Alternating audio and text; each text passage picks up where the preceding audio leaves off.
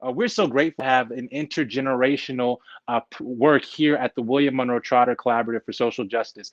Like I said, we don't believe in doing things in silos. We believe in having all voices come to the table. So we're going to keep on this track and listen to voices of the now generation, those who are organizing and building and striving to achieve our country in real time. And so we're going to break it on down a little bit, if that's okay with y'all. We're just going to break it down tonight. And to help us do that, we have our dear sister, Nialah Edari, who is the co-founder of Freedom March NYC.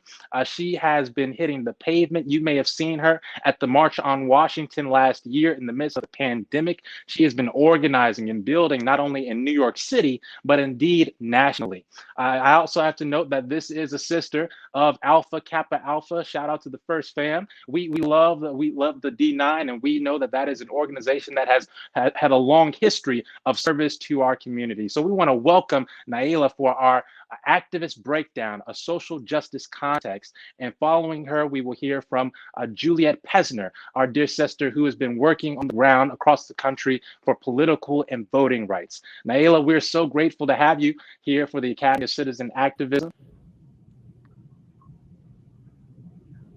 Hello. Good to see you, my sister. Good to see you. Good afternoon. Good evening. Can you hear me? Loud and clear. Oh, great. Hi, everyone. My name is Naylee Dary. I'm the co-founder of Freedom March NYC. And Freedom March NYC is a youth-led civil rights organization that was founded at the height of the George Floyd protest movement in New York City last May. And really founded by myself and my close friend, Chelsea Miller, two young Black women who were just concerned and wanted to be outside.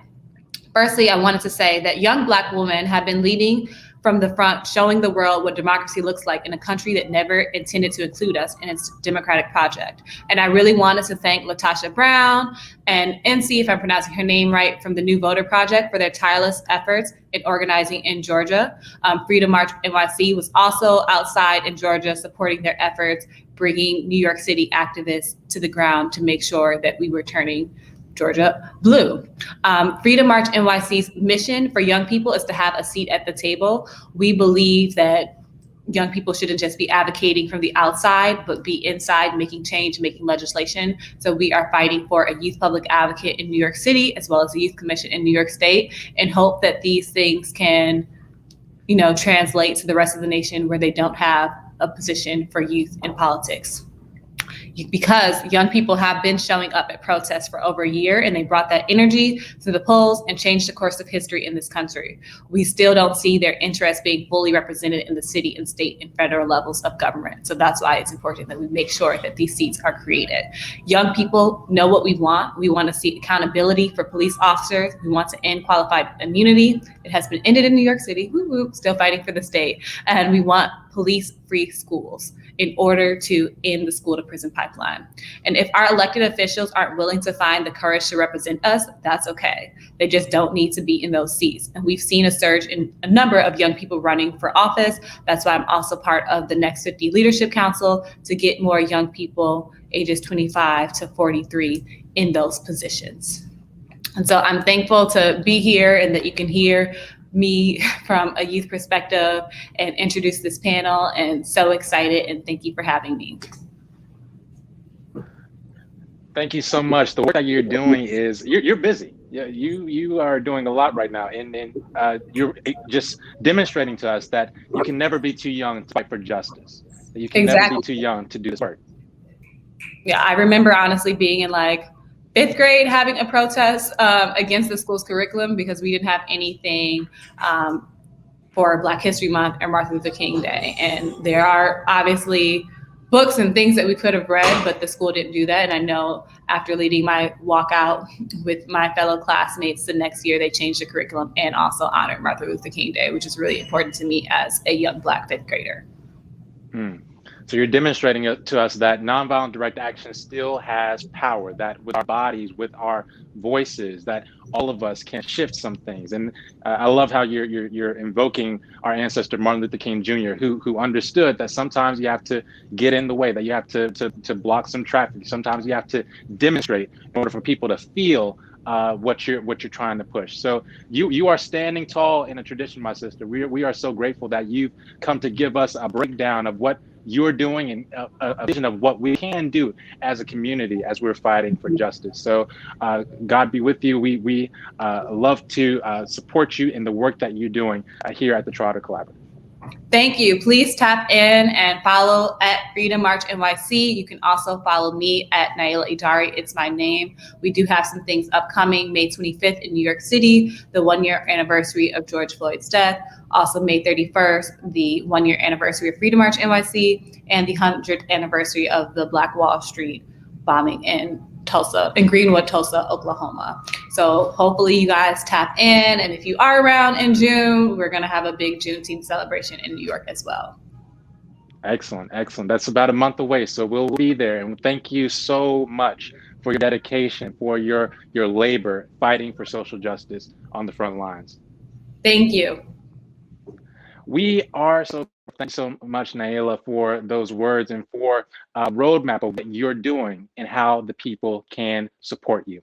I want to bring up next our dear sister, Juliet Pesner, who has been working in voting rights, making sure that all of us have access to the right to vote and that we're protecting the integrity of our democracy. She comes from a strong tradition. There you are, one of our alum of Harvard University, a former student of Professor Brooks, a wonderful student. So welcome, Juliet, back to Harvard. It's so great to see you. Thank you. And so great to hear from Nialah. The work, Nialah, that you're doing is so incredible and important. So my name is Juliet Pesner. I'm a former student of Professor Brooks, and I'm thrilled to be part of this convening on citizen activism. I graduated from Harvard College in 2020, and I think at that time, like many of my peers, I felt overwhelmed. I felt overwhelmed because COVID-19 was ravaging our public health and the economy, because it was exacerbating deep social and economic disparities that I couldn't look away from. Inequality rooted in race, religion, immigration status, and so many other factors. On top of that, there was this looming election that seemed like it would truly define the America that I had just graduated into. So overwhelmed as I was, I thought about a phrase that I'd actually often heard growing up: don't get upset, get organized. So when I left college, I felt I had no choice but to get involved in the 2020 elections. Being from Maryland, a state with limited electoral competition, I moved to a state that I felt was in particular need of organizing, a state whose congressional leadership was failing to work for its people, Kentucky. So I took a job as a field organizer in Boone County, a county whose election results have looked pretty much the same for decades. As our team set up shop, we knew our jobs would be challenging, but we also met an army of leaders, volunteers who had been taking action in their communities long before I had arrived. As we built a movement around a long shot candidate, leaders calling their friends and neighbors who called their friends and neighbors, the energy was palpable. Many volunteer leaders spoke out in the face of real personal adversity, often despite the opposition of their neighbors and the status quo. So many of them told me that they did what they did simply because they believed in the values of basic human dignity.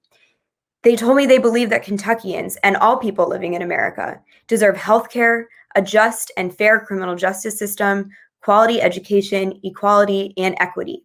So in a community where even putting out a yard sign can be not only unpopular, but sometimes downright dangerous, they stood up.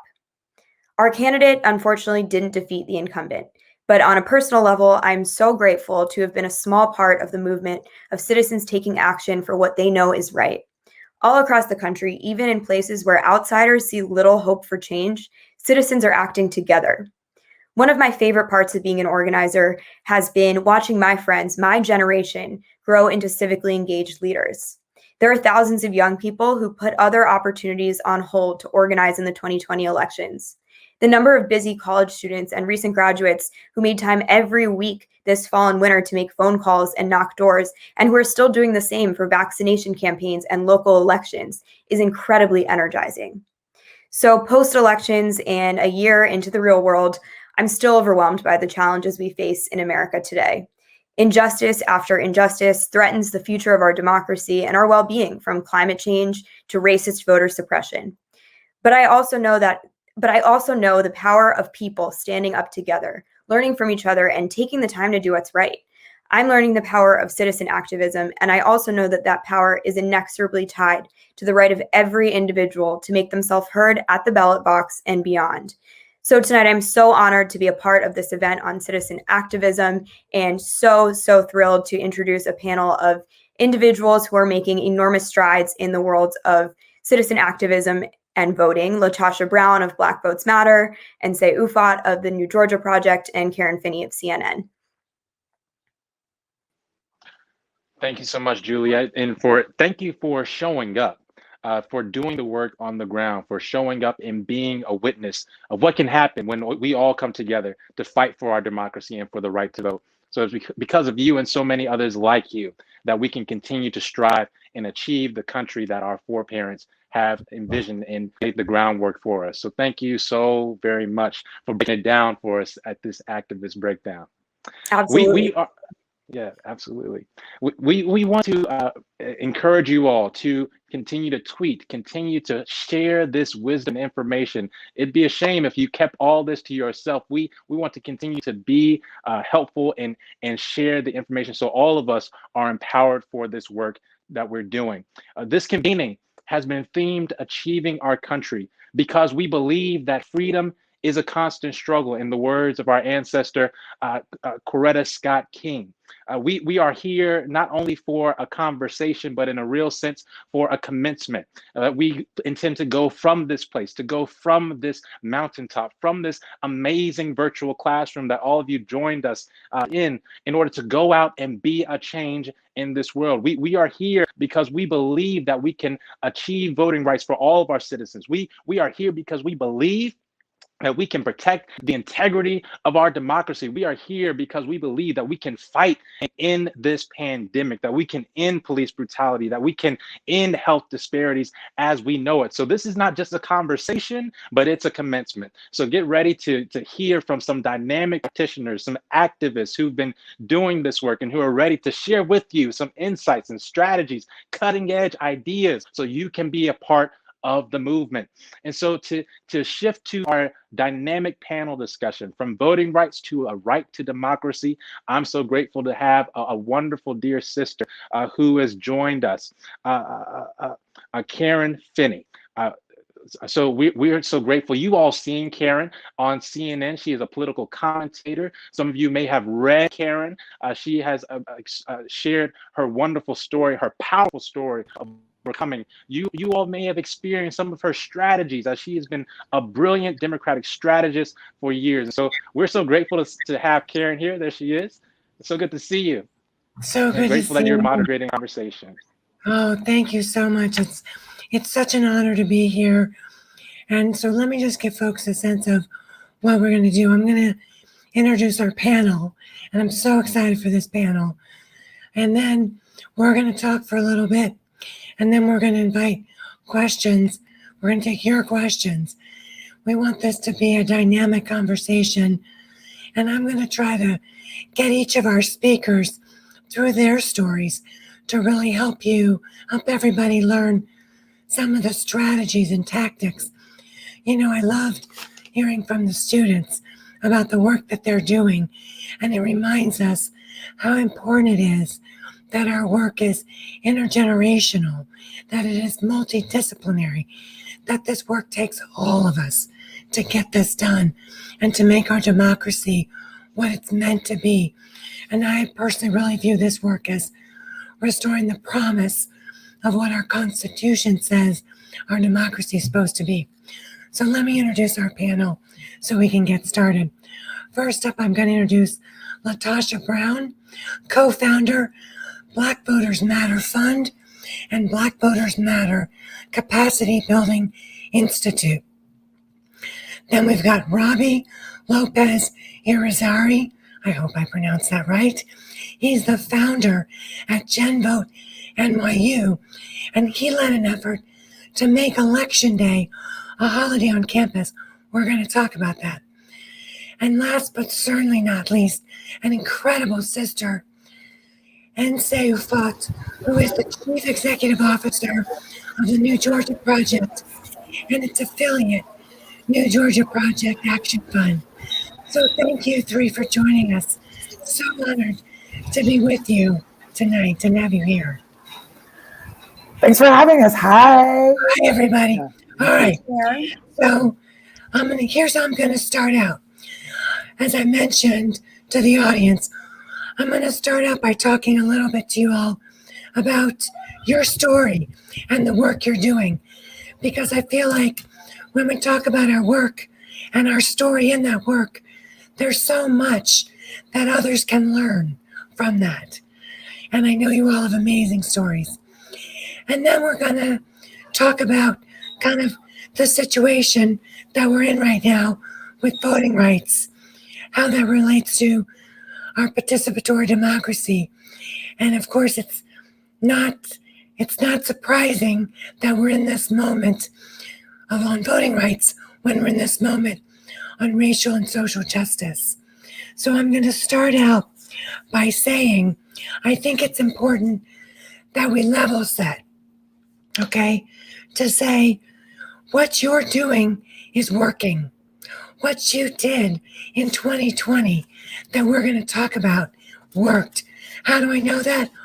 Why is that important for all of us? Because this work is hard.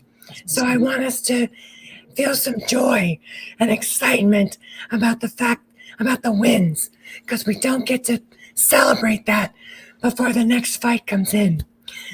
But I know we're winning because we had the largest voter turnout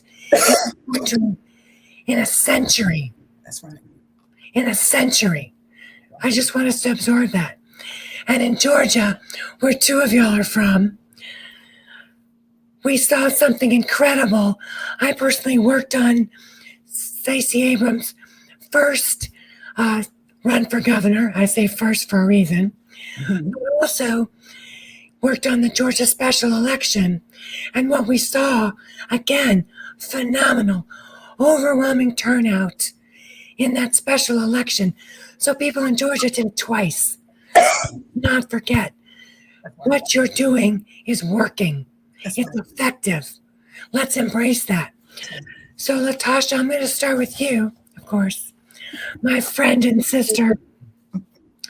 And I want you to talk a bit about the work you did with Black Voters Matter in 2020, that gorgeous bus that you took everywhere, that we saw you faced all kinds of opposition in that bus. And gosh, it was such an honor to watch you work. Talk about what you did, but let's start with the bus and how you registered voters, where you went, how'd you decide where you were going to go, and the work you did. Thank you, Karen. I'm really actually honored to be here with my Harvard family, and also to see you today and being in this conversation with my colleagues who I so respected the work that they're doing as well. And, you know, when I talk about kind of the work of Black Voters Matter, I often start, well, the first thing I did right was the day I started to fight. Keep your eyes on the prize and hold on. Hold on. You know, I start with the freedom song, a part of the story, because that is literally kind of what we grew out of. That I am a native of Selma, Alabama. I was surrounded by people who were instrumental in the voting rights movement. And while I wasn't born at the time that it happened, it had such an impression on my life, on all of our lives. It had an impact on all of our lives. And as I was mentored and talked to many people who were young folks who were part of the movement, the voting rights movement at the time, oftentimes what they would say is that our fight wasn't really just about the vote, that what it was about our humanity. It was us affirming ourselves, who we are, that we have the right to govern, right? We have the right to decide on what governs us. And so that was the root of what happened in the voting rights movement. Oftentimes what gets lost in there is this idea that, you know, the vote was actually greater than the voter. And so with Black Voters Matter, we were very intentional with our name of calling Black Voters Matter, because instead of, you know, because there's a lot of people that may care about Black votes, but don't necessarily have a concern about Black voters. And so for us, we wanted to center the people. We want to center the voters, right? And a conversation of that, as we're talking about, it's not just about engaging in elections, it's really around how are we going to create strengthen and expand and evolve this democracy that we find ourselves in. And so part of our work of what we did around going around the South, we started and working in 7 states in the South, in the deep South. And we wanted to go to the states that were the most difficult states, the states that everybody kind of wrote off like, oh, that's voter suppression. There's a red state. There's no such thing as a red state or a blue state. There are people states. People live in these states. And that what we see is that oftentimes in those areas where you're talking about voter suppression, that's where a lot of the greatest opportunity exists. I think Georgia has shown that. And so on what we did, taking what we call the blackest bus around America, like 2 things that there were 2 things that were the anchors of our work that I'll just say quickly. One, it was this whole notion of could we build a movement that was rooted in the context of love? And the second piece, power. That literally that there was a symbiotic relationship that we see in terms of power and love. And even those that actually have been empowered or we've given the authority to govern us, if they're not doing it from a place of the love of humanity, then in fact, we have to move them out of office, that they have no right to be in that space. And so for us, part of the work that we did, I think a couple of things that we did distinctively in our work as we grew from 7 states to 15 states, was that one, we shifted the focal point. That the center of the focal point, the nucleus for our work was not centered around a particular candidate or a party. That's oftentimes the engagement in this country is around a candidate or a party. And they're great candidates, right? But democracy should not be contingent upon you got the best candidate. Democracy, it should be available at all times for the citizens. Okay. And so what we did is actually organize communities around this notion that they as a voter, as a person, as a citizen, as a human being, had fundamental rights that should be respected, should be honored, and they had the right and the agency to be able to vote and to participate in a process to decide under what conditions they're governed and who governs them. The second thing, we did is that a part of our work is really around voter suppression is really traumatic. I can remember going to the polls myself. I've been doing voter work my entire life. I remember going to the polls and having to stand in line, being treated in ways I know was a part of the voter suppression, my name not being found, and literally left in tears. Here I am, a person who's registered thousands of people to vote and done this work for 2.5. It is demoralizing, right? And so in that process for us, we wanted to also reaffirm that in fact, our power is not whether the state decides we have power. Our power is rooted in the very fact that we're human beings and that we wanted to actually build a movement that was rooted not in the fear that someone is going to take something away, not in the fear that this is, if you don't do this, this will happen, but really in the hope and the promise of what happens when people are standing in their own power. And so that's the work. And then the third thing that I'll just say that we did is that we lean into culture. That part of what we do, anytime you see the Black Voters Matter bus, there's going to be some music. There's going to be a little James Brown, a little Kendrick Lamar, a little Beyonce. We can go, we're part of what we wanted to do and what we have been doing is leaning into affirming who we are as a community and really leaning into the culture. I often tell people, as a political strategist, I tell people, culture will eat strategy for breakfast. You can have a great strategy, right? But if it's not in alignment with the culture of the people that you're organizing, you actually literally can just find yourself at a dead end and be frustrated. And so what we saw there was, we have rich cultural capital in our communities, and that in fact, we could actually use that, build on that to actually get people connected and feel a sense of their own power and the possibilities, what can happen when we actually operate collectively and when we use our right to vote.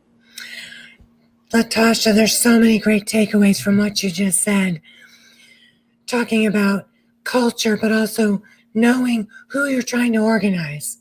What's going to be the most effective way to reach people, acknowledging the trauma that we face, Black and brown people at the polls, taking that into account when you're doing the work.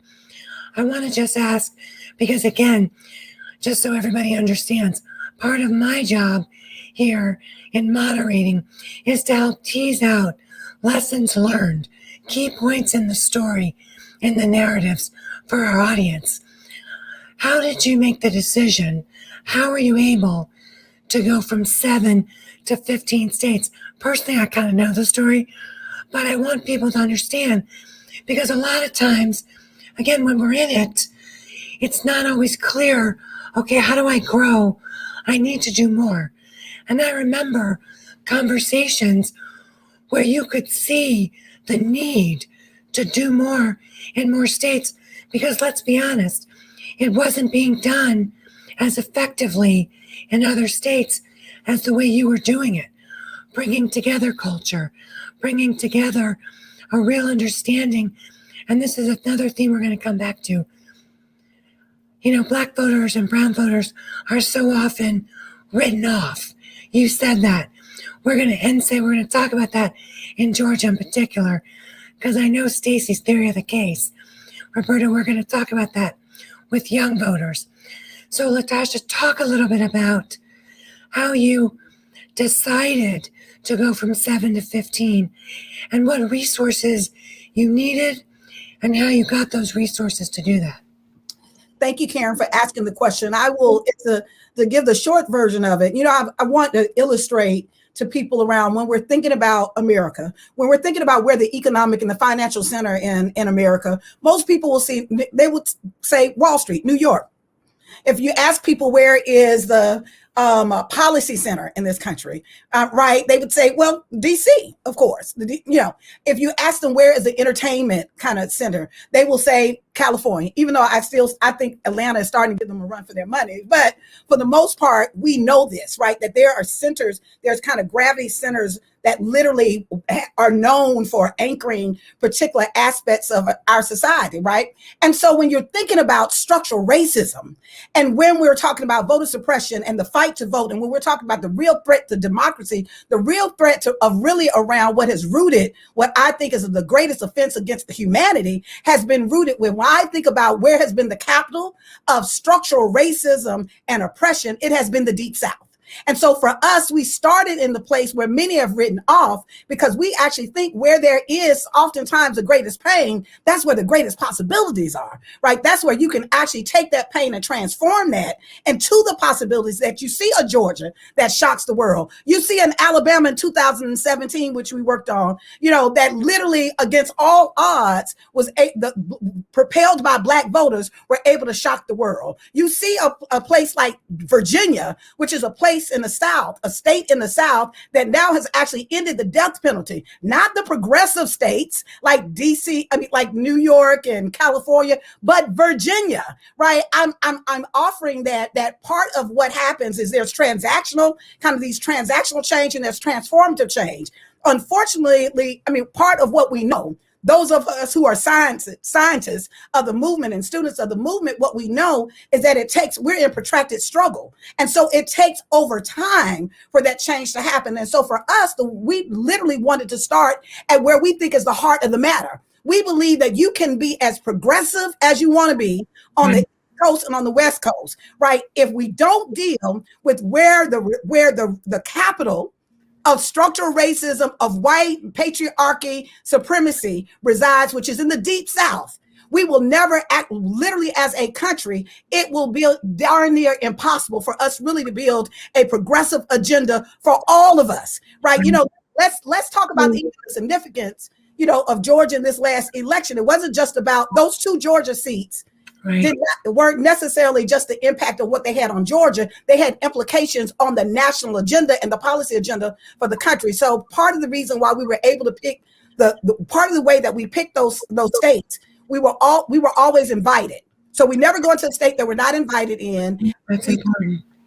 We're always going in states that we're actually looking at the constituency, our natural constituency, where there is a Black voters that can actually make an impact. We're also looking at where there's been a lack of investment and where people have not tapped into what we believe is the untapped potential in those places. And many of those places, when you look at the political structure, when you look at how from voter suppression, many of those have been states that have almost like cookie cutter, right? We can close our eyes and look at Louisiana, close our eyes and go to Mississippi, let's go to Florida. And so what we wanted to do. Yeah. Well, but I remember that you also, at a point, and then I want to move on to everybody else. But what I'm trying to get at is you also made a judgment partway through and an assessment that you needed to expand out of the 7 to the 15. Absolutely. And since we're trying to help give people tips and ideas, I want to help people understand how you then figured out the strategy to get to those extra states. So part of the strategy too was we knew that this was a critical election. And so what we wanted to know is where play from our strength, that we knew that our strength, our constituency our constituency are Black voters. And so where would Black voters have the most impact and have an impact in shaping, one, the local politics, but also in this national election. And so there were states that we worked in. While we worked in the South, we also worked in Pennsylvania. Why? Because Pennsylvania is a swing state. Why Pennsylvania as a swing state? Because Black voters are a significant part of what would make the difference in that swing state in the terms of the turnout. We also did work in Ohio. We also, a key state that we did work in was Michigan. Why Michigan? Michigan is not the South, but Michigan, Black voters are a significant part of the work that's there. We did work in Wisconsin and places in Wisconsin. Why? Because Black voters in the largest city in that state actually propelled. And so part of our work was also guided by strategy, that where did we have the numbers to literally be able to leverage the outcome in the federal and the national election, as well as have an impact in those states. But we also didn't just look at numbers in terms of just concentration in terms of the urban areas as well. Part of our strategy has always been tapping into the rural vote. Our foundation of our work has been literally around the Black Belt and the rural area. When you go to Michigan, there's Detroit, but there's Black folks in other pockets throughout the state that oftentimes have not been invested and has not been a part of a coordinated strategy. So what we did is created a coordinated strategy with groups throughout, whether they were in Lansing or they were in Kalamazoo or Detroit. You know, when we did that in each of our states, so there was more connectivity around the rural and the urban centers, so that it wasn't just a hyper focus, which I think is over urbanization political strategy, a hyper focus on just in the metro areas, but there were also pockets of folks in other areas. We even worked in counties that were traditional counties, that were red counties, quote, red counties, that people would write off. If you increase the vote in that county, although that county may still have a majority of particular votes, that ultimately in that, I'm in my C4 hat now, right? Ultimately in that particular county, you can offset, you can cut down some of the lead by literally having turnout in the rural communities. And we had not seen that as a strategy that had been used in many of the communities that we've worked in. So I just want to highlight that because it's such an important point. Creating, as we're thinking about activism and we're thinking about the work we do, how do we create connectivity between other smaller organizations, between ourselves, so that because together we're stronger, we're bigger, we've got more power. And I think so often when we're doing this work, we can feel isolated. Now, LaTosha talked about starting out as a young person. So Roberto, I'm coming to you as our youngest person on this panel, but so important. And again, another group that, gosh, I can't tell you how many times in the years I started in politics as a young person, and throughout the 25, 30 years I've been involved, how many times have young voters been discounted and yet showed up and made the difference? Not just in voting. And I want you to talk about what you did with Gen Vote NYC, because I'll tell you what, until we get a national voting holiday, what you're doing is to me the next best thing, to make it a holiday, give the day off for students. So Roberto, can you talk about what you did? How'd you get the idea? How'd you do it?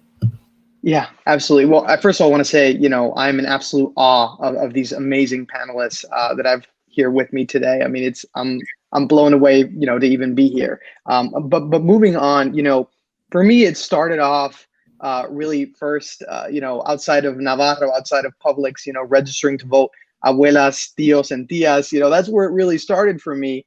But then when I got to college, I really noticed that something that folks weren't paying attention. There's always this conversation of, why don't young people just, why don't you just vote? Why don't you just go out and turn out to vote? And the reality is that the conversation is never about so many of the structural issues and structural problems that come into why younger folks vote at such a lower rate, right? And that has to do whether it be gerrymandered college campuses, right, as it's been seen in, for example, in North Carolina, whether it be the lack of accessible polling locations, whether it be the lack of accessible early voting polling locations. We have cases of folks having to go 3 hours with public transport to the nearest voting location just to go and cast their ballot, right? All these different structural issues that make it so difficult for young people to vote. And I'm coming from just from my school community. I saw this huge problem, and I said, what can I possibly do to fight this, right? What can I possibly do? And for me, what I identified, and for our group, what I identified was, let's try and do everything we can to make it as easy as possible for not only students, but also faculty, also staff of my university, of my school community, make it as easy as possible for them, especially those that have to balance work life, school life, family life, make it as easy as possible for them to vote. And that involved, trying to get really administrators, right? People who are really, really not in favor of wanting to change anything, trying to get them to say, hey, can we make this a reality, right? And trying to get through our university, our school senate, right? And eventually it became, we had to compromise. And it was, okay, election day off. Oh, we can't do election day off. It's impossible. That's what they were telling us, right? And so we said, okay, fine. How about time off to vote? How about some excused absences with an eventual transition to election day off, which is what ended up happening and what is the process going on right now. So that's what we had to do. And it took some, a little bit of kind of negotiating, right? And having to come to make those, the hard decisions, which is having to compromise on something that we've been fighting, at the time we were fighting almost a year on. And so that was the work, and kind of why myself and so many of the other students that we've been organizing with got into this work, is because we saw there was a gap, and we wanted to do everything we could to fight.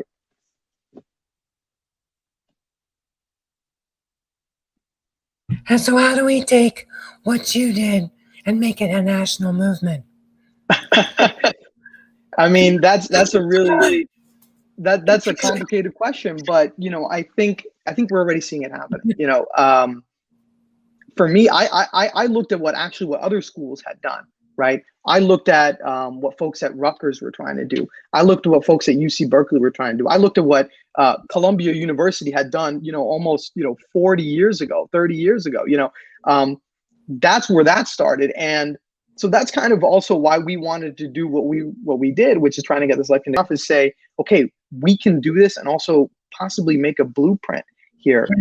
And just like that, Gen Vote, it's a much larger organization where we have a bunch of other chapters across New York State. And just like that, based on what we were doing, right, we were able to work with so many other chapters at, U Albany, at U Binghamton, a bunch of the other CUNY and SUNY schools, and say, hey, let's make this a reality across the state. And I think just like that, that's what it takes, right? It's saying, it's about empowerment, right? It's about, yeah, there's a problem, but you have the power to do something. You have the power to actually make some change if you're able to bring some friends together and stir up some trouble, some good trouble. Such incredible work. And this is such an important theme. And Nsé, I'm coming to you, sister, because we know, I think in this work, it's so important, the idea that you can get this done. It seems big, right? But it's about sometimes, what's the piece that I can get done? And how do I gather the resources, friends, whoever it is, to help me get it done? New Georgia Project, though, is part of the brilliant work of Stacey Abrams, and you really took it next level in 2020. I mean, just incredible. In 2020, New Georgia Project registered over 500,000 voters. Come on, I'm here for that. like I said, we're here because what y'all been doing is working. So, but one of the things I want to talk about, I would like you to talk about and say that was a little bit different this time, is you kind of merged civil rights work and technology and created an app. Because, if you pick up some of the strands, understand who you're trying to organize, understand how they live, where they are. People are online. We all have our devices. So how do we use technology and computer apps to help us do this more effectively, more securely? So I wonder if you could talk a little bit about that, about the work that you're doing in Georgia, but also specifically this innovation in 2020, because it's such an important model. And I want us to keep sharing ideas. Okay. Well, thank you for the shout out. I really appreciate it. I'll say this. LaTosha knows this and knows as well that voter suppression has gotten much more sophisticated. I feel like when we say voter suppression, people often conjure up an image of Bubba on the back of a pickup truck with a shotgun trying to intimidate Black voters. And while that absolutely continues to happen to this day, that is in fact much more sophisticated. And so when I think about the New Georgia Project's approach, it's this design, ultimately, it's to meet that sophistication with sophistication, right? That it's not always obvious that these laws, that these policies that determine the outcome of our elections, that determine the leaders and the people who are going to Washington, D.C. or going to the Atlanta Capitol to do our work. It's not always easy to tell, who stands with you, who shares our values, who's ideologically aligned. And so, ultimately, we're asking questions. We're problem solving. The way that I train our organizers and our volunteers is that you have twice as many ears as you do mouths. And so it's our responsibility to listen to Georgians. And you know what they told us? They told us that it's really difficult in a place like Atlanta, where there are often African-American, Latino, Democrats, queer folks who are hostile to a working families agenda, to a racial justice agenda, and that we need other ways to evaluate candidates besides just their party affiliation and their race. We have people who have been doing this work for a long time and said, you know what, when I get into the voting booth, when I get past like president, vice president, and maybe my state rep, after that, I'm just guessing. This person sounds ethnic. I'm going to vote for the woman. I've heard this person's name before, right? And so the idea is that's a problem, right? Yes, we are happy that people are participating, but we want informed, confident voters to show up at the polls. And so the apps, the video games, all that we build is all designed to fill in these gaps, to answer questions that are routinely being asked by people who are new to the democratic process and want to participate. I think that we run the risk of alienating people when we make a lot of assumptions about what people know. I think we need to be very intentional about our vocabulary, which is why I've been really mindful about, when I talk about Jim Crow or, the worst voting laws since Reconstruction, that I take a second to define Reconstruction for the audience. And so I think that that's what happens with our technology and the video games that we built. We launched Twitch the Vote in 2020 because of the pandemic.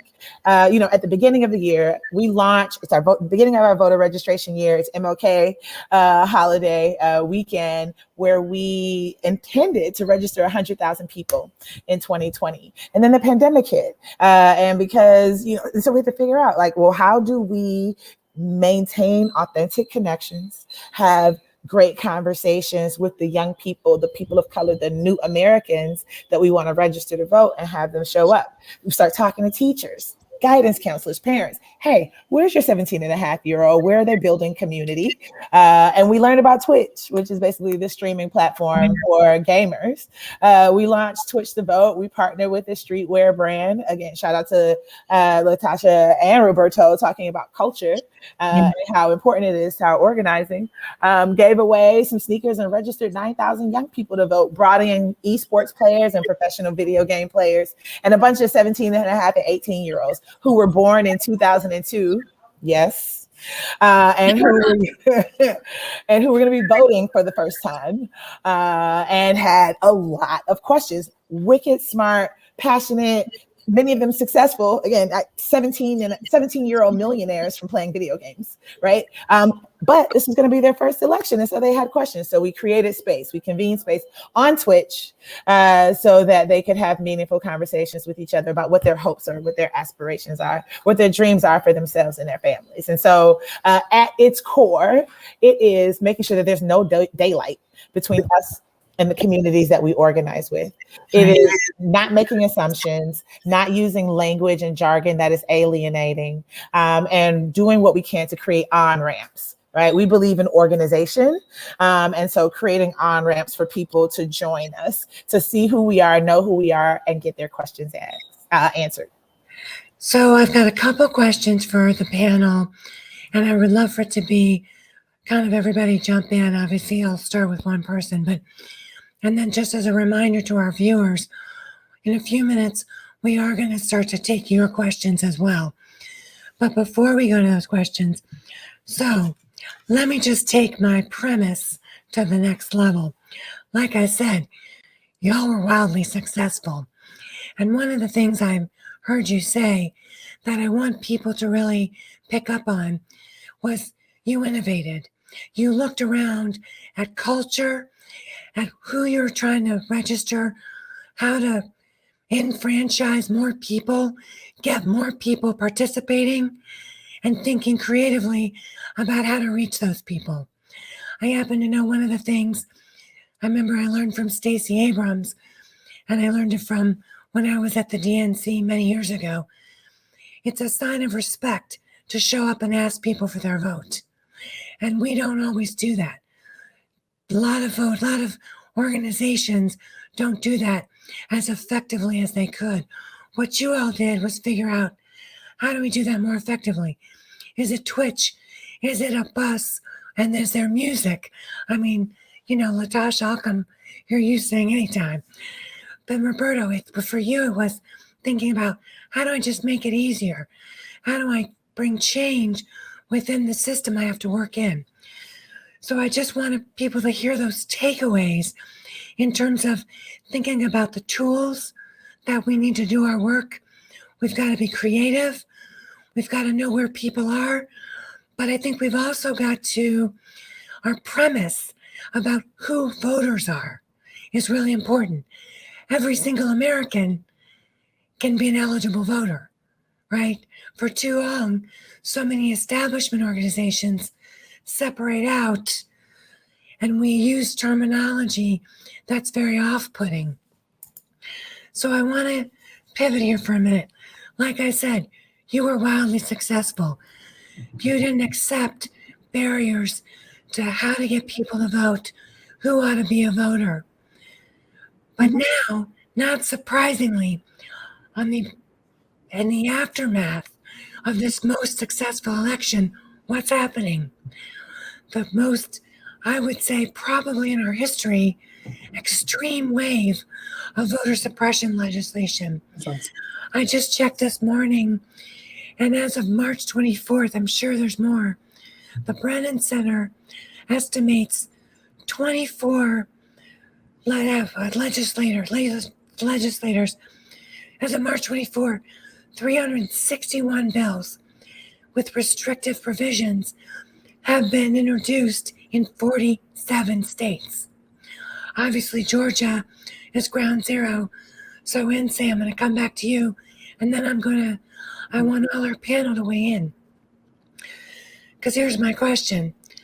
We know that in state legislatures, people are trying to fight this. They're trying to push back with opposing legislation to make it easier to vote.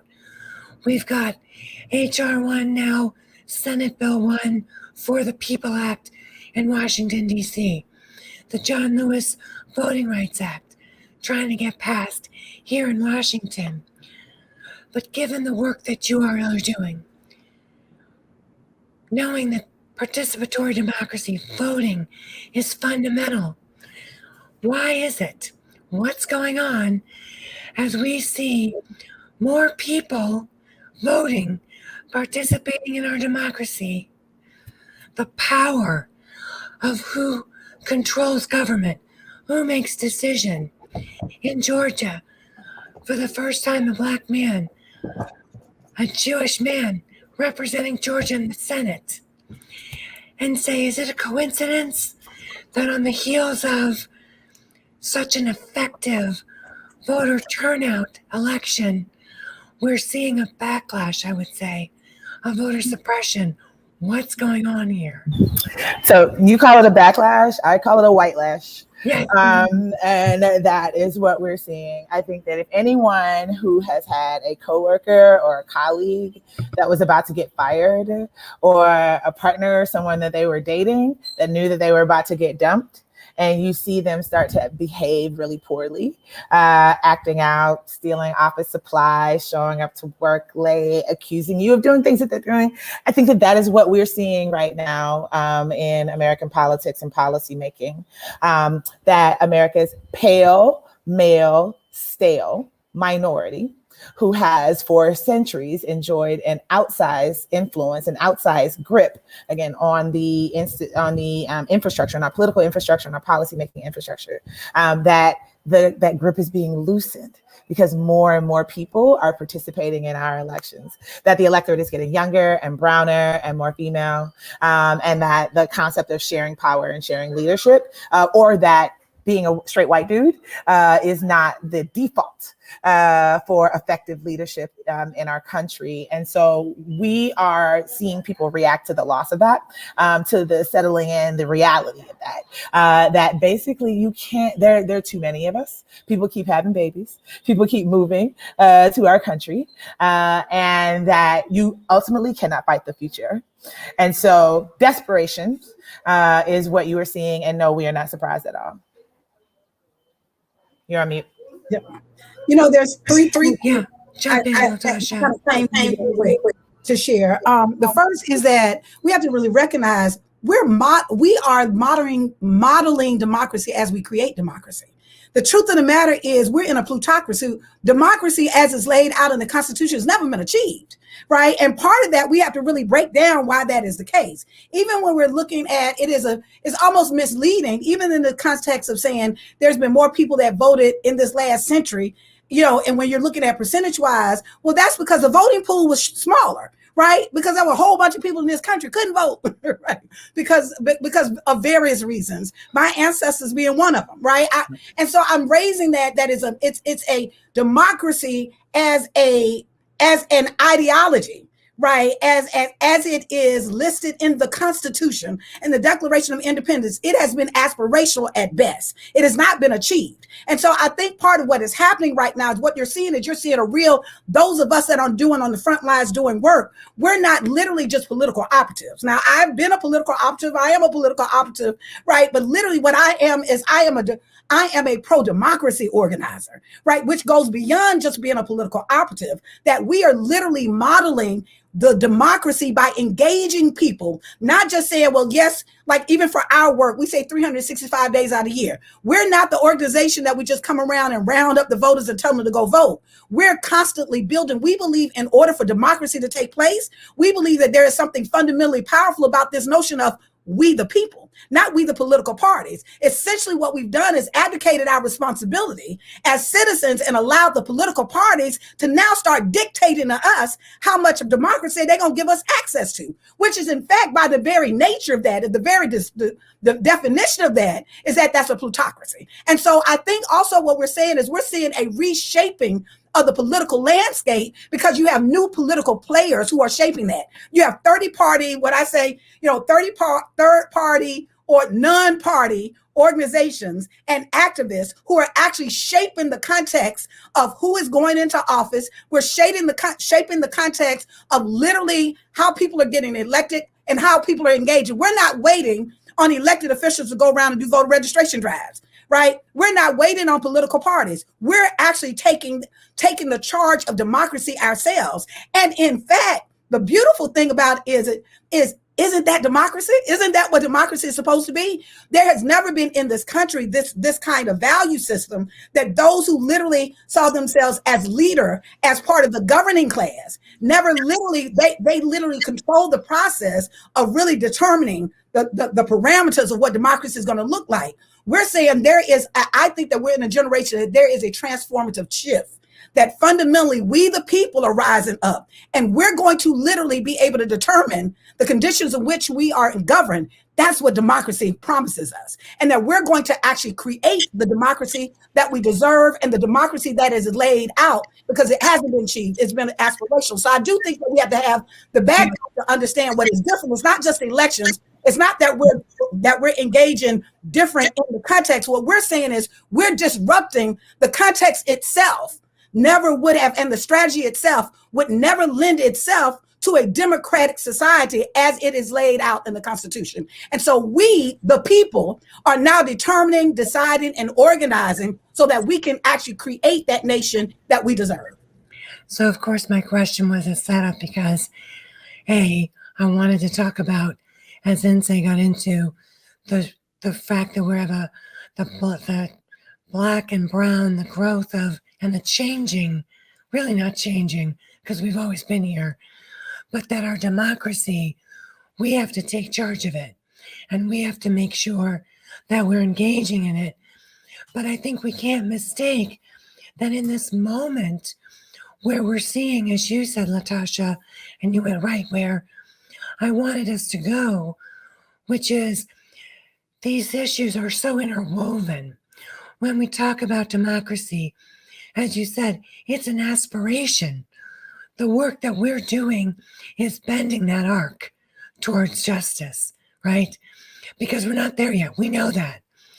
And that, of course, after being so successful at doing it, it's not surprising that we have people trying to hold on to power and keep it out of the hands of a lot of us who haven't had this kind of power, and who are saying, we're going to change the terms on which democracy is happening. We're going to get there and get to these decision-making tables and change policy. So, Roberta, one of the things I want to talk to you about, how do we keep young people engaged? Because look, folks like me, LaTosha, others, we're going to keep up this work, but your generation is picking it up, and you're going to have to take it the next step, the next steps. Right.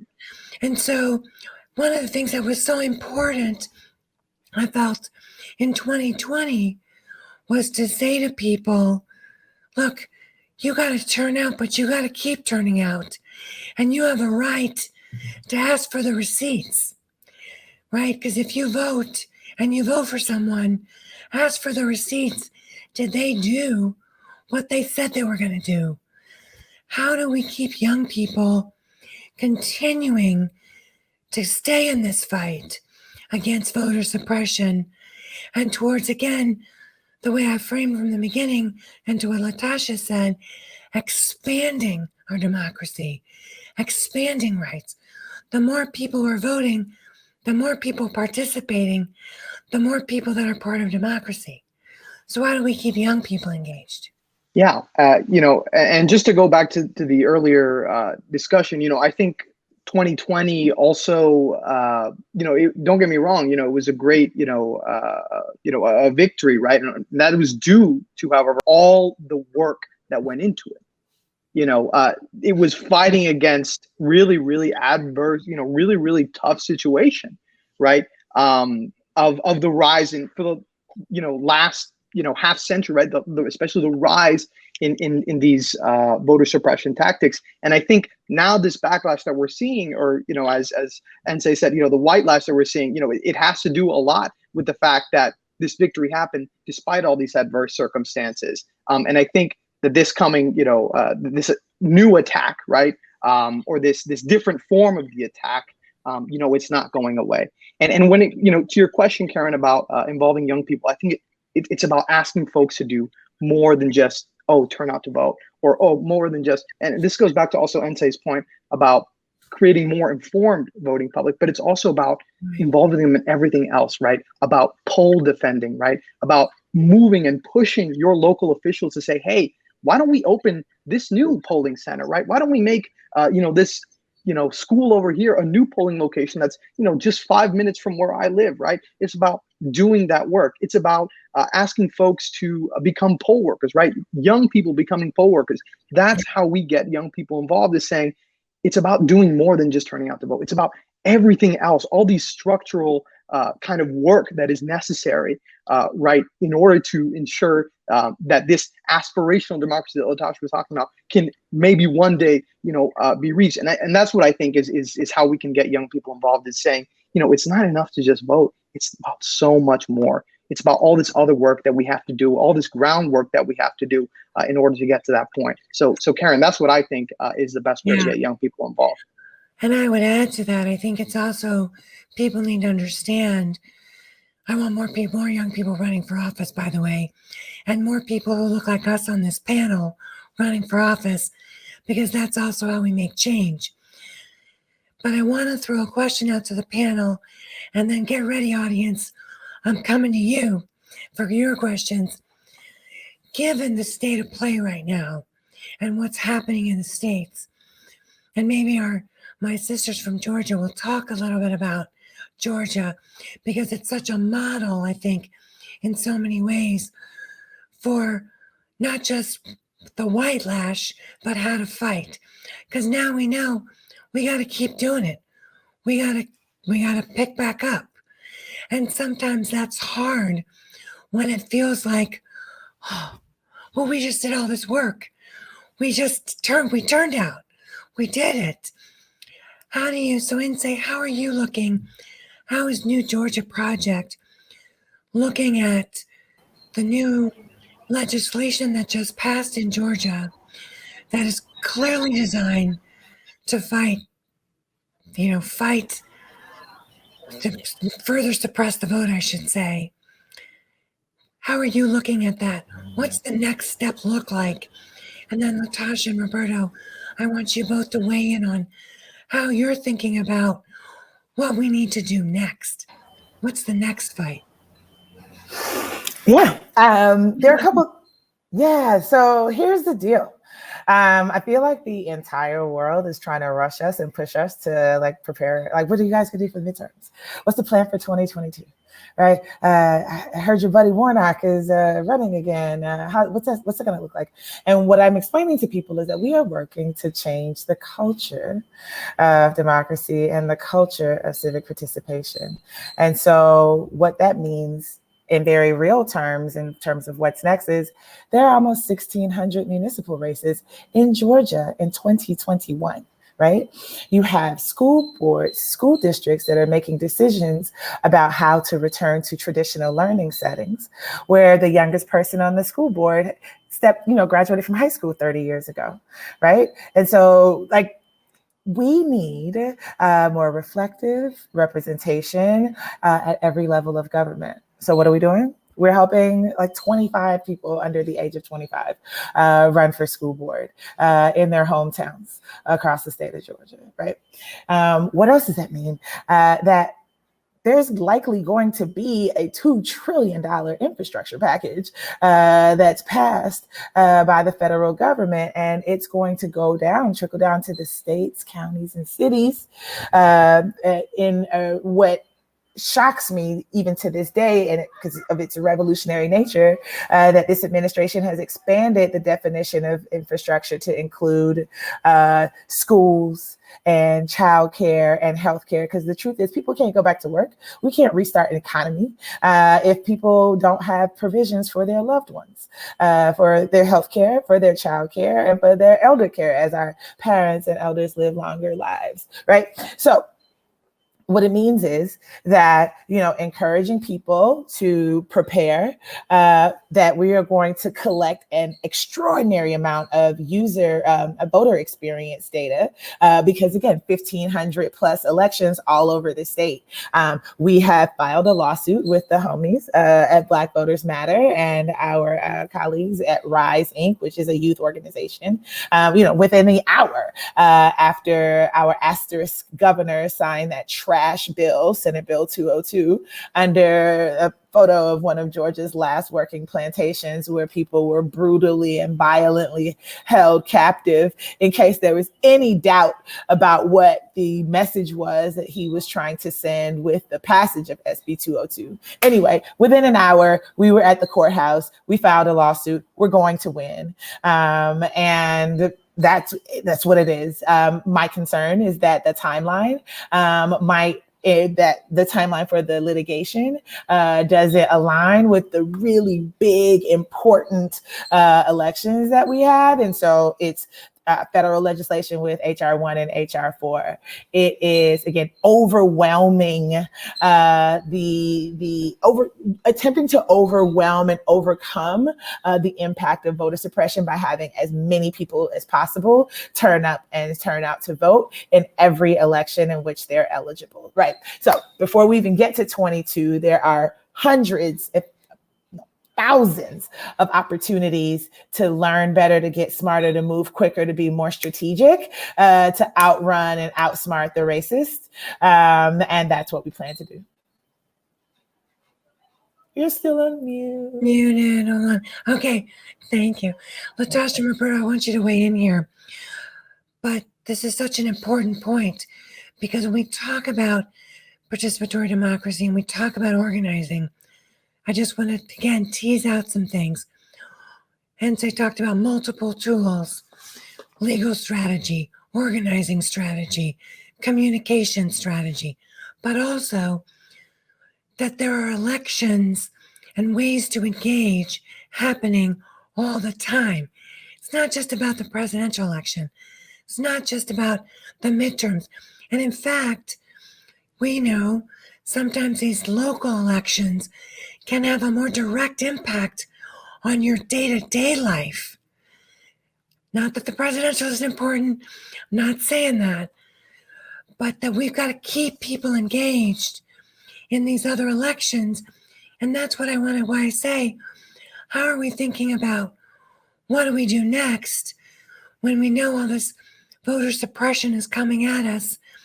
And as Nsé really laid out, you've got really critical elections coming where key decisions are going to get made about who's in charge of how some of this money coming into the states will actually get spent. So LaTosha, from your perspective, and Roberto, from your perspective, how are you thinking about what comes next? Mm-hmm. What's next? And the ways that you grow Black Voters Matter, build capacity. Mm-hmm. LaTosha, I know that's a big part of how you're thinking about this in terms of building engagement. Mm-hmm. This may sound, being that I am a political person, this may sound weird what I'm about to say, but really, this isn't even about elections, y'all. This is really about political infrastructure, right? And this is the policy of really what lays that out. This is literally around how are we going to shape what kind of, that we are in a nation that is shifting, the demographics are shifting rapidly. Do we have a political infrastructure and a political landscape and policies in this country that lend itself to really be able to accommodate the demographic shifts? The answer is absolutely no. I'm raising this as a context because if they never even touched the law in Georgia, right? So yes, it's bad that we're dealing with all of these voter suppression laws right now. There's being more aggressive with all of that. But if they never did anything, we still would not be in the context, or we do not have the policies in place to facilitate the engagement of the citizenry in this country. As long as we have laws that we're talking about, folks who have felons, they have to pay undying, they're barred from voting forever, right? When we're also using what I call is a likened to a poll tax to prevent people from participating in processes, when we're literally creating things that make it barriers so that people don't have free and open access to be able to the ballot, whether there's a language barrier, whether that's a transportation barrier, all of those things. I'm raising that because I think part of what we have to have this should be a wake-up call for us, right? You know, it's kind of like what I see as COVID, right? The truth of the matter is the Voting Rights Act of 1965 was not enough. It never was enough. It was a compromise in 1965.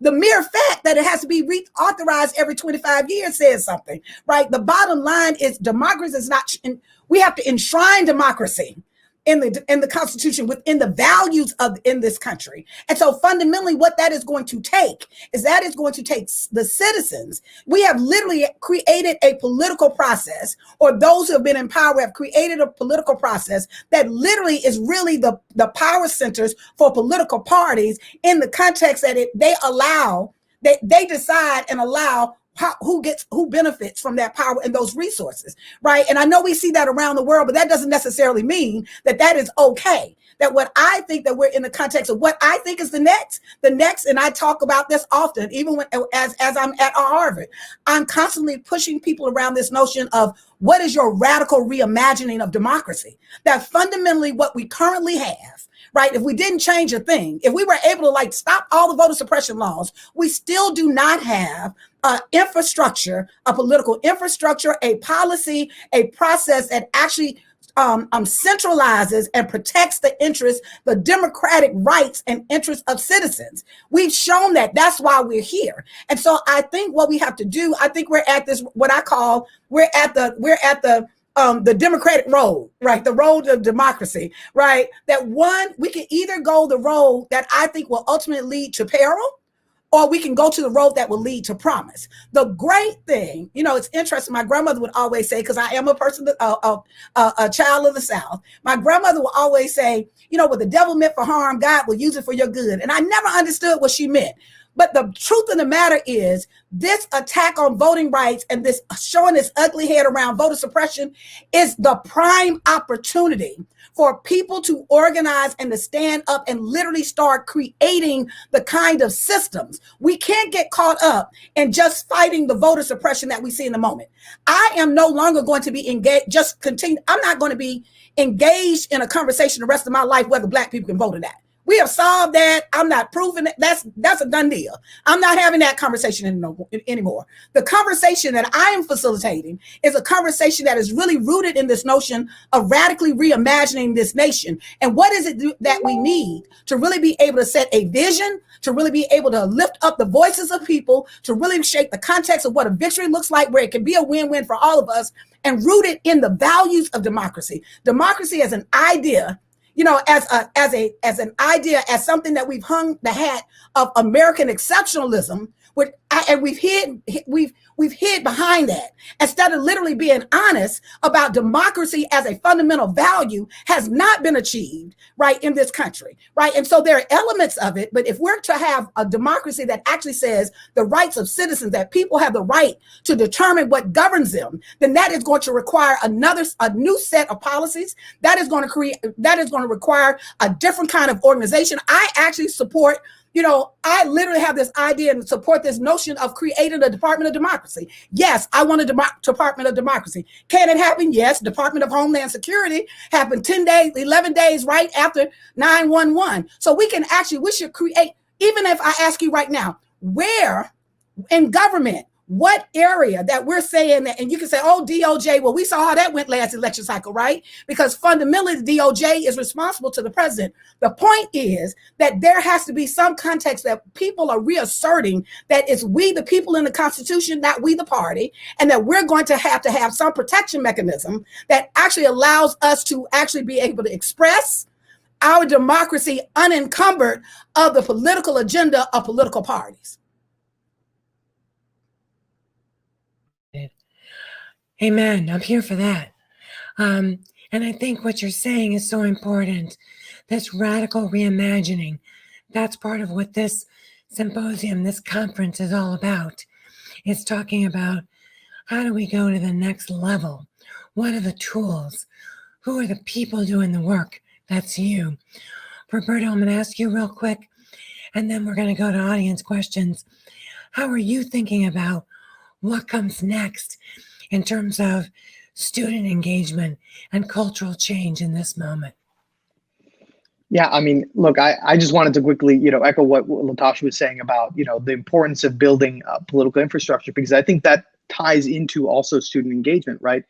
It's about pushing folks to exactly what LaTosha was saying. I mean, it's about asking for folks to think about a radical reimagining of what democracy means, right? And that means, I think, at the local level, right? Saying, hey, we need to have, a youth commission, right?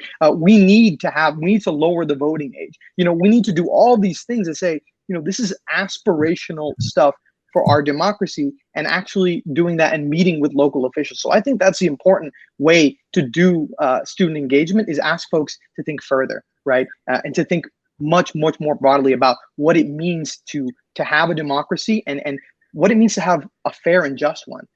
So that's quickly what I want to say, but I would, I think we should go to, some audience questions. Absolutely. Salam is going to join us. Hello, Salam. And she's going to share with us some audience questions. Thank you. There you go. Hello, everyone. Thank you so much to Karen, and thank you to the panelists who have given us an incredible and inspiring session so far. I'm sure we will keep this momentum going through this Q&A session. So I'm going to start off with a broad question, and actually combined two of questions together. So one part of this question is, how do we continue our activism to be more inclusive, to include various people and ages? And I think the other part of this question speaks to this collective muscle that you were speaking about, and like attempting to change the culture around voting. And so the other part of this question is, the right to vote should be nonpartisan. How can we organize with others who are politically on the other side of the spectrum from us? Being nonpartisan doesn't mean that I have to bend over backwards to pull in people who deny my humanity. Also, this sort of obsession with the right to vote being nonpartisan, it should be directed at the GOP and Republicans and these old white dudes who are making it really, really difficult for people to participate in our elections. I'm gonna tell you like this, and this is an Nsé answer, but going out and convincing people of our humanity or our right to participate in our elections, that's not my ministry. Right? That's not why I'm here. That we are working to build people power. And so we rock with people who rock with us, right? That there is the multiracial, multi-ethnic, multilingual, multi-generational majority in this country is figuring it out. And so, I think that you build more inclusive organizations, you build more inclusive movements by doing it, by being intentional, right? You don't have no queer folks in your organization. You don't have no Black people in your leadership. I look at your website and your board is all white. It's because you want that to be that way, right? That if you want an inclusive, robust, ideologically, demographically diverse organization, you build it, period.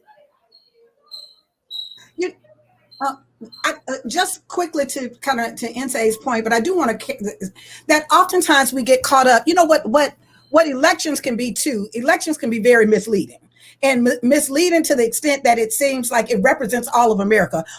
Even in a good year, outside of 2020, you have more than 40% of people don't even bother to vote.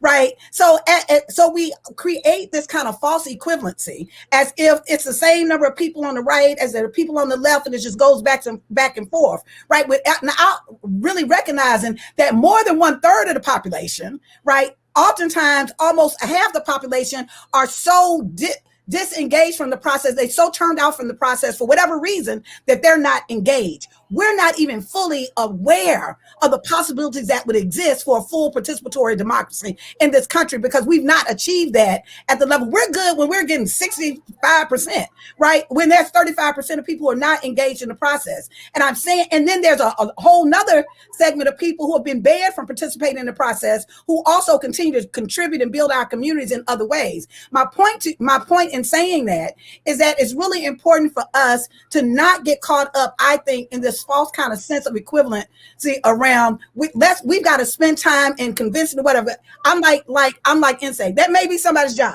and God bless them, right? But I fundamentally have seen that those who actually have the value and the belief of democracy, that there are white people in this country, there are Black people in this country, there are LGBTQ, there are Muslims, there are atheists, there are Christians, that there is enough people, and oftentimes people who have been untapped, people who have literally not been organized, that I am convinced that it is far, far more people in this country that literally have the same vision around moving forward, having a nation, than it is of those that don't. That oftentimes what we see is a distorted sense of literally who makes up the country, because you have a group of people who are controlling the narrative, who are controlling the resources, who are controlling the power in this country, a small group of people who literally create this notion as in some way that is the majority. That's the majority thought. That's the majority position. And so I think we also, in this process, we also have to shift the paradigm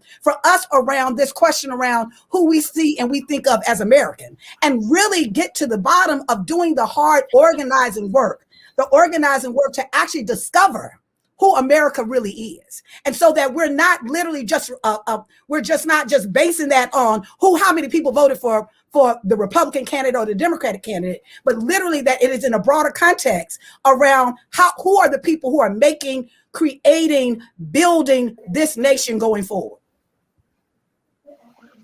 Yeah, absolutely. And I just wanted to say, awesome. Yeah, I just wanted to say, to the point of being intentional, it's about, yes, intergenerational, multi-generational, but also intersectional, right?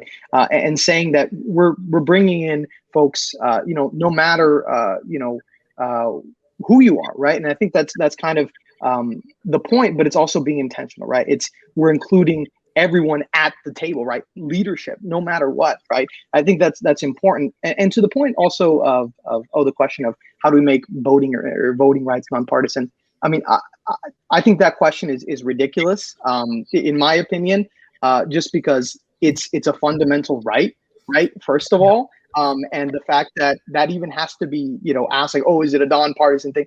I mean, forget it. There's clearly there's folks that want to take it away. There's folks that want to expand it, and that's all I'm going to say about that. So, Salam, if I could very quickly, my expertise is really in communication strategy. So I would say, kind of picking up on something LaTosha said, we have to change the conversation about what voting is.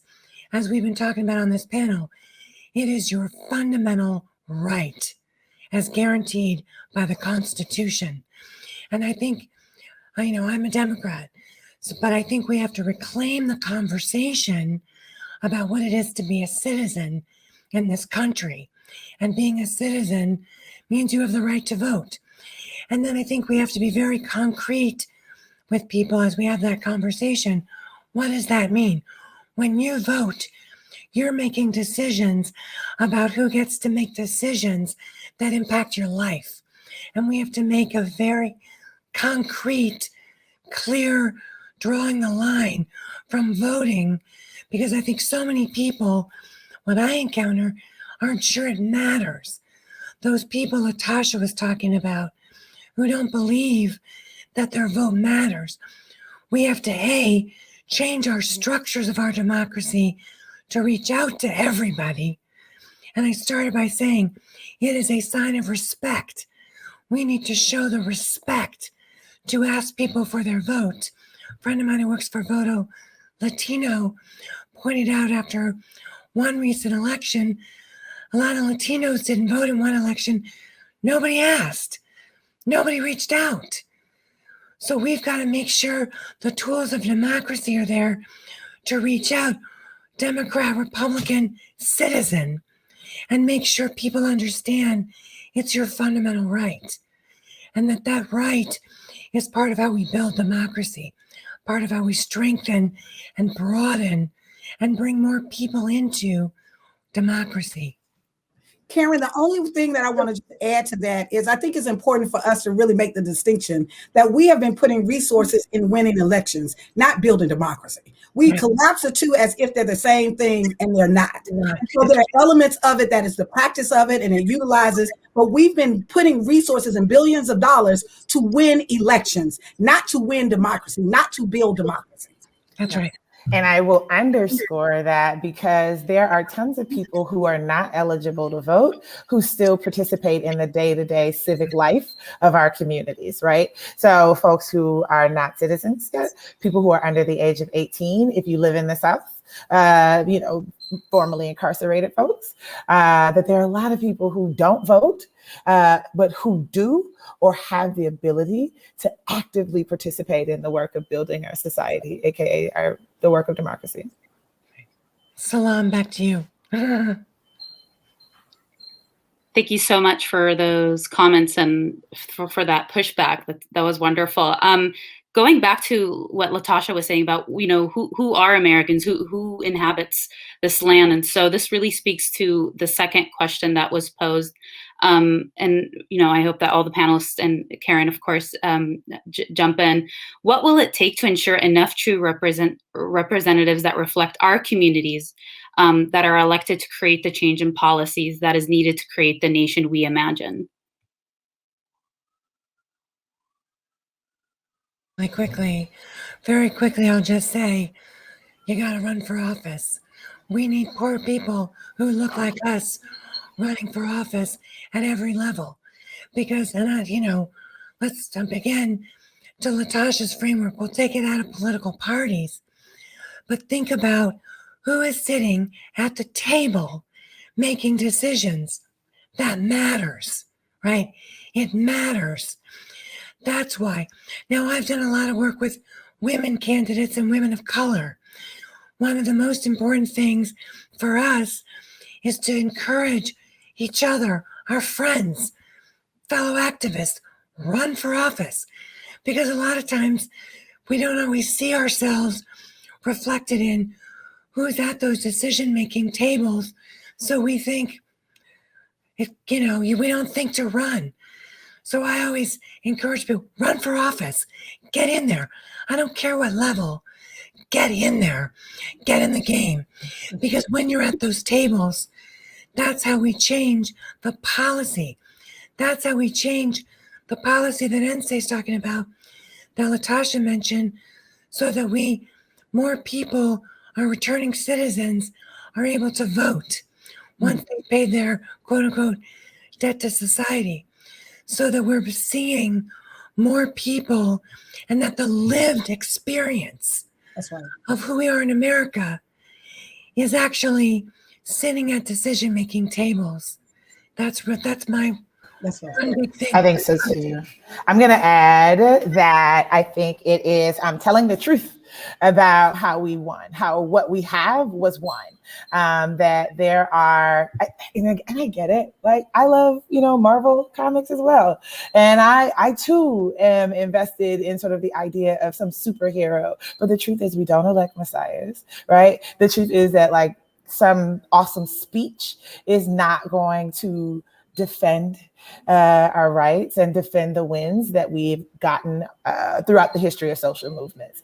And so telling the truth, right? Like, you need to know the story of Martin Luther King and Bayard Rustin, that Dorothy Irene Height, right, was like organized women and auxiliaries, and that like the March on Washington happened because a bunch of really dope organizers who were connected to institutions that had members and a base that they were accountable for, that the guy, Walter Reuther from the UAW, they gave the buses that people got on that went to Washington, D.C. And so I think that, one of the ways is that we are honest about how movements are won and how they're powered and the roles that we need people to play. And that, again, this is an all hands on deck moment and opportunity, and it's all of our responsibility. And like being radically honest and pushing back against false narratives, particularly ones that, you know, serve the interest of capital or that serve the interest of an individual's ego.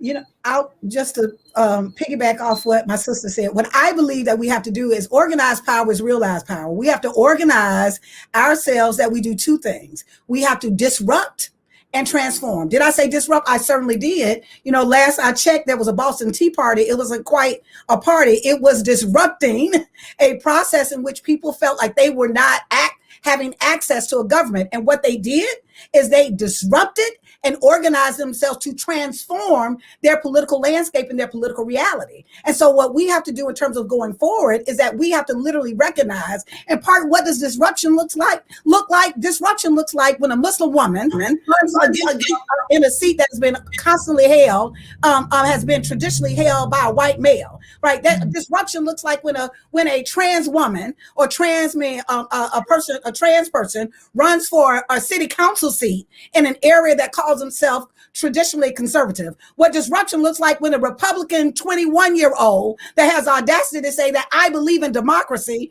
decides to organize and run. The bottom line is, whenever I really believe this, that whenever there's a break in the ceiling that lets more light in the room, it disrupts the darkness. And when we're disrupting the darkness, it makes more room for light, right? That light actually becomes a beacon for all of us. And so in my saying that is, I think that is really important for those of us who have literally been marginalized, have not seen ourselves represented in this democracy or in this government, that we have a responsibility as part of our taking our rightful place back and creating a democracy to make sure that if it's going to be reflective, a reflective democracy is not because somebody's going to allow us to do it, that it is because we're going to literally take the reins of that we need more young people to run. We need those communities that have been marginalized and that are underrepresented to run. We need more Asian American and Pacific Islanders to run for office. We need more people who literally who are representing workers and from the labor union to run for office. We need more small business owners, single mothers, people who literally we have not get out of the traditional context of electability to really be able to show something different so that we can actually engage and tap into a part of the electorate that has not been excited, that has not been interested in the process because they don't see themselves. Yeah, and I just, oh, sorry, Karen, you were saying something. Go ahead. Roberta, I want you to weigh in. Okay, cool.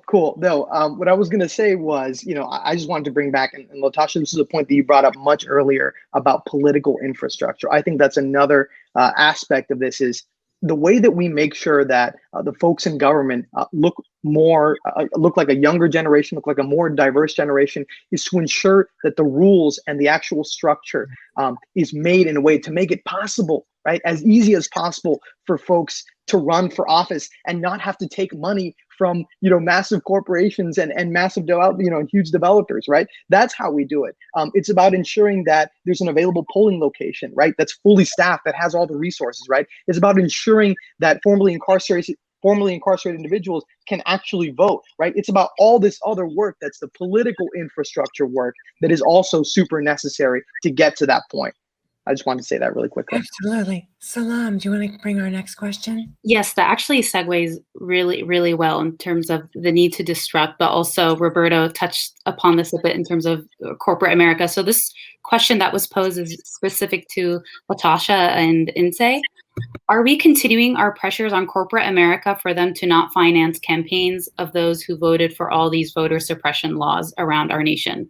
Absolutely. Part of what I think you see the reaps of the benefit of it.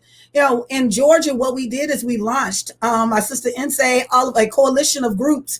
You know, we launched a corporate accountability campaign that it's really interesting that in this country, the courts have decided that corporations are citizens, then they've got a citizen responsibility. And part of that is literally they reap the benefits of having a stable economy and we know that democracy, quite frankly, is good for business. And so what we have done is we're not waiting. We organize a corporate accountability, not as a context of being punitive or calling companies out, but to call them in and say, listen, here is a responsibility for those companies that are align themselves with a racial equity strategy or said that came out with these statements after the George Floyd uprising. We're saying this is the opportunity that democracy needs you now, that literally as an institution, you have a responsibility as a part of your sector that reap the benefits from democracy, right? That literally it is really important for you to stand in this space, one, to not only just stand against voting rights, but to start completely, we're going to hold you accountable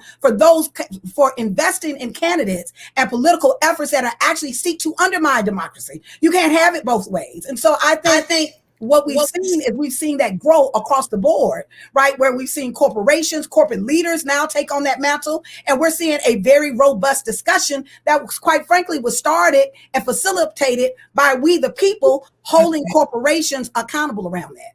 And that's the power I think that exists when we, the people, rise up to really be able to say that we're going to shape the whole of our community, the whole of our society. That's the power of citizenship. I'm going to ask Nsé and Roberto to weigh in just a second, but I want to underscore a point that LaTosha made. It's about understanding our power, right? When I go spend money on a pair of shoes or at a restaurant, I get to decide where I spend that money. If that company isn't representing my values, I get to say, you don't get my money. So I think part of citizenry and being citizens and participants in democracy is understanding we have a lot of power in a lot of different ways. And San Roberto, I'd love for you to weigh in real quickly, and then we're going to try to get one more question in. Nsé, you want to go next? Roberto? No, okay, yeah, I can go really quickly. Building on this point about, I think corporate accountability and democracy, to LaTosha's point, I think they also, this goes hand in hand, right? We have to ensure that we have democracy where, the person with the most money, right, in their campaign coffers doesn't mean that they should automatically win, right? And we have to make it, and this is, I think, goes into other points, which means, folks that, are working people, right? That they can actually access the halls of government, right? And have the ability to do that in a fair and equitable way. So I think that these issues go hand in hand. And so I just wanted to say that. You're so right. And that's part of, I'm on the board of End Citizens United. So I'm with you for 1,000%. And so really quickly, absolutely. So tax laws in this country make it possible for these corporations to hoard an extraordinary amount of their wealth. Labor laws, the minimum wage in Georgia is $5.15, below the federal minimum wage of $7.25, make it possible for corporations to participate. And so we ignore them as institutions to our own peril. When we launched the Corporate Accountability Campaign, it was specifically because they are using their profits to fund voter suppression. And we want them to stop. We want them to use their considerable influence in Congress to leverage their government relations infrastructure to make sure that HR 1 and HR 4 passed. And we want them on the record affirming one person, one vote. Right. And so there is a reason why, we are bringing them in and calling them to the carpet, that they are not neutral actors. They're not bystanders, that in fact, many of them had their thumb on the scale. And so thinking about being strategic about the democracy that we're trying to build, the country that we're trying to build, I think is super important. We have churches and mosques and synagogues on deck, colleges and universities and HBCUs, startups, et cetera. And so I think that, if we are organizing civil society, if we are working to have a meeting of the minds about the kind of country we want to live in, the kind of states, the kind of communities we want to live in, then we have to make sure that corporations are part of the conversation. To ask one last question, but quick takeaway. So what I'm hearing is what you did in Georgia, you organized a coalition and looked at multiple layers, multiple levels, multiple ways to go about solving this, addressing this issue about getting what you want. I just want to keep pointing out those takeaways. Lightning round. Salam. Last question, because our very special guest, Reginald Hudlin, is on deck with Professor Brooks. So this is a lightning round question. Of course. Thank you so much all for the participation so far. So this last question is specific to voting. So the question is, what measures do you think will be done for proactive measures to allow people to be easily registered? So when it comes time to lobbying for voting, people are ready. Automatic voter registration, same day voter registration, right? Like there's a lot, and it's already happening. Proactively sending out vote by mail applications. Many of these aren't revolutionary proposals because they're already happening in several states around the country. And so people are really concerned about that. I'll just say that you have the opportunity right now. There are two bills, right. The For the People Act and the John Lewis Voter Advancement Act. Right now it's in Congress. So we really have the opportunity to actually push forward an agenda that policy that literally is going to make the playing field more level. And so this is a moment that we're talking about all of those elements around making voting easier and more accessible. We have the opportunity right now around in the Senate, and we've got to push that and organize around it. So that means call your senators. Call your senators. Congressmen, people, tell them you want them to support this legislation that it's now in the Senate. Roberto, quickly. And if you have people in Arizona or West Virginia, tell them to definitely call. Specifically. Absolutely. And no, LaTosha and Nsé took the words out of my mouth, but I just wanted to say really quickly, also at the state level, all across the country, automatic voter registration is on the ballot, right? All these measures are on the ballot. That's right. And all these elected officials at the local level are deciding on this. So pay attention, folks.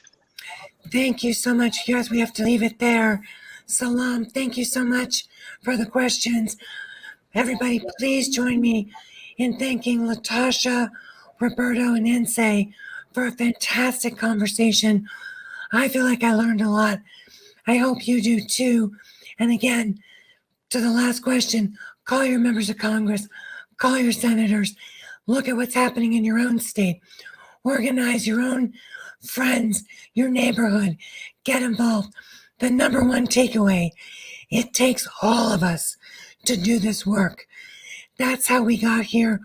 We are all part of this big chain of history in doing this work, getting us to this moment, getting us to the next moment. With that, I'm going to thank everyone for watching this panel, and I'm going to sign off and let us move on back to Devon and to the next part of our program. Thank you.